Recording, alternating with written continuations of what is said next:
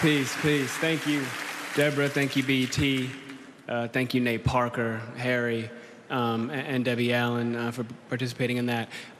Before we get into it, I just want to say, I brought my parents out tonight. I just want to thank them for being here, for teaching me to focus on comprehension over career, that they make sure I learn what the schools were afraid to teach us, and also to thank my amazing wife for changing my life. Now, this award, this is not for me. This is for the real organizers all over the country, the activists, the civil rights attorneys, the struggling parents, the families, the teachers, the students that are realizing that a system built to divide and impoverish and destroy us cannot stand if we do. All right?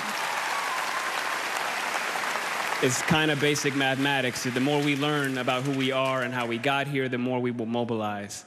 Now, this is also in particular for the black women, in particular, who have spent their lifetimes dedicated to nurturing everyone before themselves.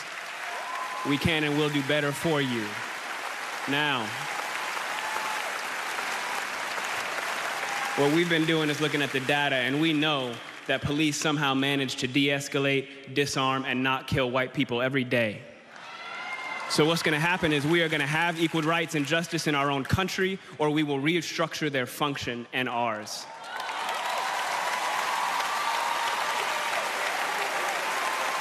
Now,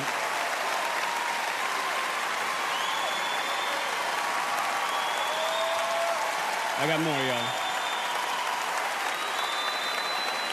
Yesterday would have been young Tamir Rice's 14th birthday. So I don't want to hear any more about how far we've come when paid public servants can pull a drive-by on a 12-year-old playing alone in a park in broad daylight, killing him on television, and then going home to make a sandwich. Tell Rakia Boyd how it's so much better to live in 2012 than it is to live in 1612 or 1712. Tell that to Eric Garner. Tell that to Sandra Bland. Tell that to Dorian Hunt. Now, the thing is, though, all of us in here getting money, that alone isn't going to stop this. All right? Now, dedicating our lives to getting money just to give it right back for someone's brand on our body, when we spent centuries praying with brands on our bodies, and now we pray to get paid for brands on our bodies. There has been no war that we have not fought and died on the front lines of. There has been no job we haven't done. There's no tax they haven't levied against us, and we've paid all of them. But freedom is somehow always conditional here. You're free, they keep telling us. But she would have been alive if she hadn't acted so free. Now, freedom is always coming in the hereafter. But you know what, though? The hereafter is a hustle. We want it now. And let's get a couple things straight. Just a little side note. The burden of the brutalized is not to comfort the bystander. That's not our job, all right? Stop with all that. If you have a critique for the resistance, for our resistance, then you better have an established record of critique of our oppression. If you have no interest in equal rights for black people, then do not make suggestions to those who do.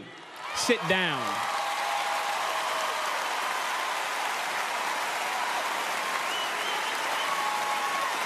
We've been floating this country on credit for centuries, yo. And we're done watching and waiting while this invention called whiteness uses and abuses us, burying black people out of sight and out of mind while extracting our culture, our dollars, our entertainment like oil, black gold, ghettoizing and demeaning our creations, then stealing them, gentrifying our genius, and then trying us on like costumes before discarding our bodies like rinds of strange fruit. The thing is that just because we're magic doesn't mean we're not real. Thank you.